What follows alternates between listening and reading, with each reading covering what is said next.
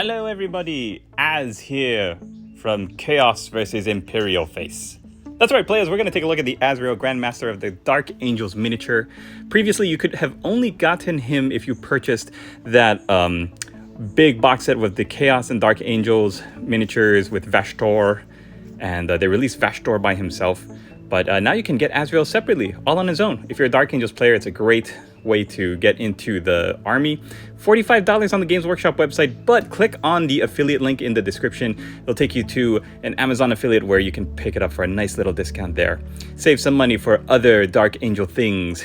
And we're going to take you through the sprue now and take you through the entire model and what it was like to build. I had a great time putting this one together. It really reminded me of the old metal Azrael model, which I had a while ago.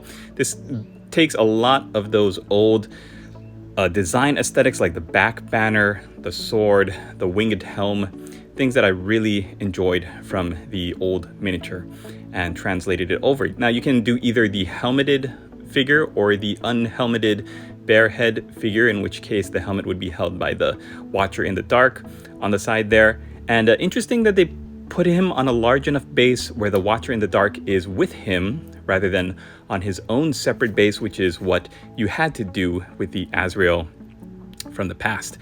Now, interesting enough, this box has no plastic holder for the sprue.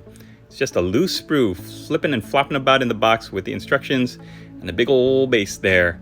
You might tell that we're doing things a little slow today. And that's because when I was filming it and looking at the footage, I realized I'm not really showing off everything as well as I could. So take a look at all of the little things on the screen that might interest you. We're going to really be looking at the instructions and the sprue to give you an idea of what this model is like to put together. I'm not going to do a live build or anything like that. I'm going to cut away to the finished model, which you saw in the beginning of the video, and I'm going to give you some of my feedback as to how I felt the model came together and what I think of it all built up.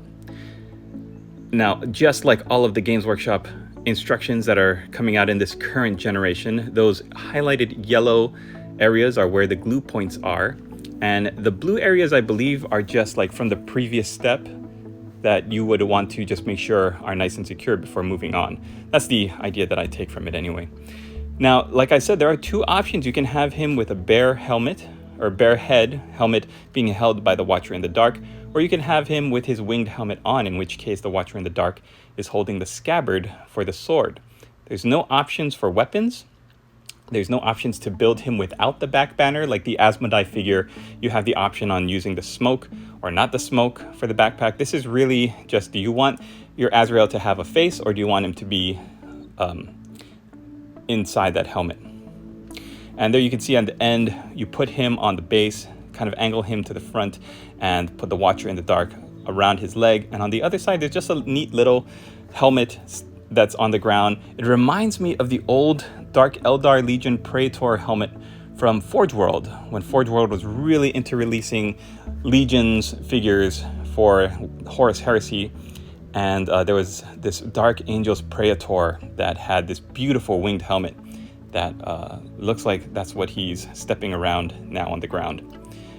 So here it is, one sprue, no waste. Every available space is being used, and the only option you have left over for your bits box is going to be either a scabbard or a helmet being grasped by one sleeve of the Watcher of the Dark, and the extra head or the extra helmet. Now, if you decide not to use the head, if you decide to go with the helmet, which is what I've done here, the head stays on the sprue, but then you also get a little bit of a cowl for the hooded robe that wraps around the neck and makes a nice little effect, kind of like if somebody's wearing a hood over their head and then they pull the hood back and the cowl is just resting on their shoulders. Now, that's not something you would have in this configuration, but if you are going with the helmetless head, then it's a nice little effect to have the cowl kind of surrounding the head, and it makes them look a little bit more regal and grand, which is what you would want from the Chapter Master of the Dark Angels. So you can see, like I said, the Watcher in the Dark there is a part of the model. It's interesting too because the angle of the Watcher in the Dark, the angle that he's holding either the scabbard or the helmet in his sleeves, looks like a little Jawa, makes it look like when you glue him peeking out from behind Azrael's knee, makes the Watcher in the Dark look like a part of a little mini diorama rather than like a tiny little side piece, tiny little extra side detail that had been put onto the piece after the model was built. So there you can see the cowl right there where my finger is that hangs around the head, and you can see the helmet, the winged helmet with the hood or with the sleeve of the little Jawa Watcher in the Dark that I decided not to go with. And there in the bottom right, you can see that's what it's going to look like if you choose to use the unhelmeted head with the cowl surrounding it. It's an interesting look. I like it. You can also probably use him. I think you can just put him in your bits box, give him to one of your Deathwing Knights if you want the Deathwing Knight or the Knight of the Inner Circle to have that same look of the cowl pulled back and the bare head. So that is it. The Dark Angels was really lucky to get a bunch of great new miniatures, not only the new Deathwing Knights kit and the Belial figure, Asmodai, a lot of the older special characters like Zachariah and Master Lazarus. They have a really nice updated range set. I would love to see the other chapters, Loyalist chapters, get some similar love. Besides, I feel like the Dark Angels and the Ultramarines get the most love. We could really do with some special characters for... Oh no, I guess Blood Angels also had Commander Dante leaping off the rock and the new Mephiston. But, you know, we don't really see much from the Salamanders, the White Scars. The Raven Guard had some special characters come out. But yeah, this is what I would like to see.